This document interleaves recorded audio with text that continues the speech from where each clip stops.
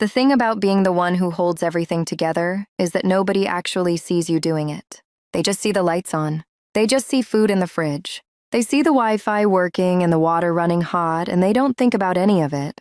Not really. Not until it's gone. Andrea had known this feeling for years. She just never thought Mother's Day would be the day it finally broke her open. It started the way most painful things do, quietly, and then all at once. Andrea had been working doubles at the hospital all week. She was a billing coordinator at Norton Healthcare in Louisville. Not glamorous work, not the kind of job anyone brags about at family dinners, but it paid. It paid the mortgage on the house her mother Carol lived in. It paid Kevin's phone bill, his car insurance, and the $200 a month he casually called his startup expenses, even though nobody had ever seen a single product come out of whatever he was supposedly building in the basement. It covered Renee and Doug's portion of the grocery bill because Renee had decided 3 years ago that she and Doug were getting back on their feet, and somehow their feet never quite found the ground. Andrea's own apartment was a one-bedroom in the Highlands neighborhood, modest, clean, with a second-hand couch she actually liked, and a coffee maker that took 4 minutes longer than it should. She didn't mind any of it. She had built her life around the word enough, and she had made peace with that word. But May had been brutal financially. Her car needed a new alternator in the first week, $480 out of pocket. Then the water heater in her mother's house started acting up, and she handled that too, quietly, without telling anyone.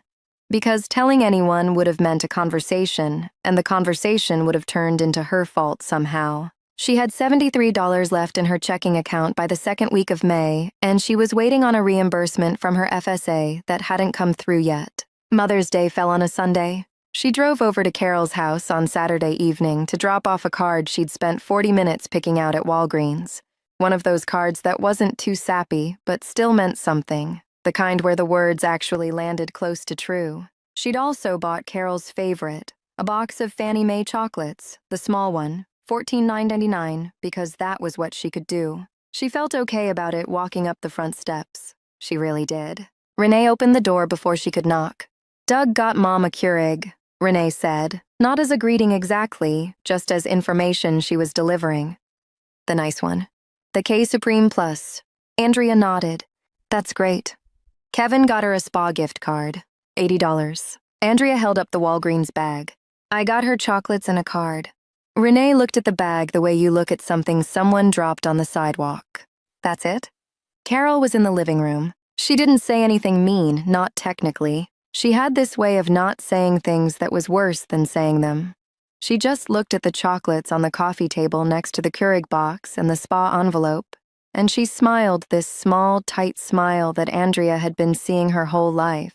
The smile that meant I expected this from you. I know it's not much, Andrea said. May was a tough month. Every month is a tough month for you, Kevin said from the kitchen doorway. He was eating chips. He said it like it was an observation, no edge to it, which somehow made it worse. Andrea, you work full-time, Renee said. I just don't understand why you can never... She probably spent it all on herself, Doug said. He laughed a little after he said it, the way people do when they want to say something mean and then pretend they were joking. Carol set the chocolate box on the side table, away from the other gifts. I just think, she said slowly, that on one day a year, you could make an effort. Andrea stood there in the living room of the house she paid for, and she felt something in her chest go very, very still. She didn't yell. She didn't cry. She didn't defend herself or itemize every bill she'd covered or explain the alternator or the water heater. She just picked up her purse off the chair by the door. Okay, she said, and she left. She sat in her car in the driveway for about 30 seconds. She could hear the TV come back on inside. Nobody followed her out. She drove. She didn't go back to her apartment because her apartment suddenly felt too close to all of it. She ended up on the outskirts of town, headlights catching the sign for Patty's all-night diner, and she pulled in without deciding to, the way you sometimes do things when your brain has quietly given up making choices. The place smelled like coffee and fried eggs and something faintly sweet, maybe syrup, maybe pie. There were 2 other customers, an older man reading an actual paper newspaper and a woman in scrubs who looked as tired as Andrea felt. Andrea slid into a corner booth and stared at the laminated menu without reading it. A waitress came over.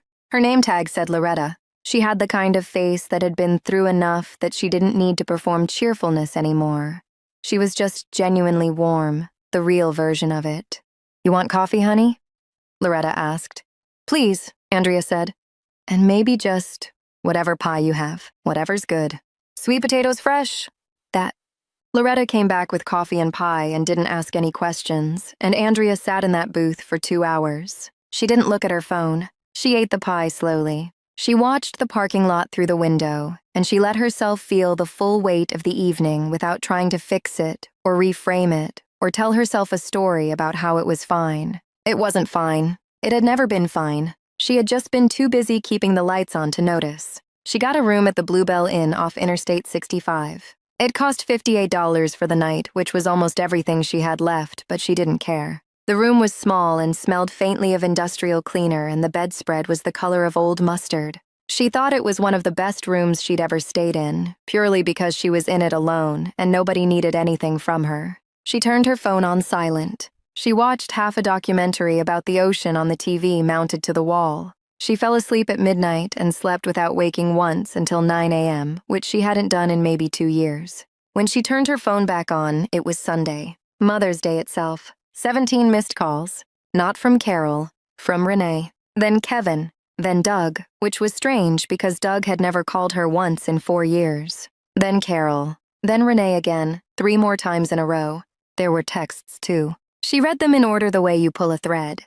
"Hey, call me back when you get this. Renee, 11:14 p.m. Andrea, the Wi-Fi isn't working. Kevin, 12:02 m. Seriously, where are you? Renee, 7:45 am. Mom wants to know if you paid the electric bill this month. Kevin, 8:20 m. Andrea, the Netflix isn't working either. Did you cancel something? Renee, 8:27 m. The mortgage payment, was that supposed to go out this week? Doug checked the bank, and it shows pending. What account is that coming from? Renee, 9:14 am. And then Carol, 9:31 a.m. Andrea, call me. Andrea set the phone face down on the mustard bedspread. She stared at the ceiling for a long time.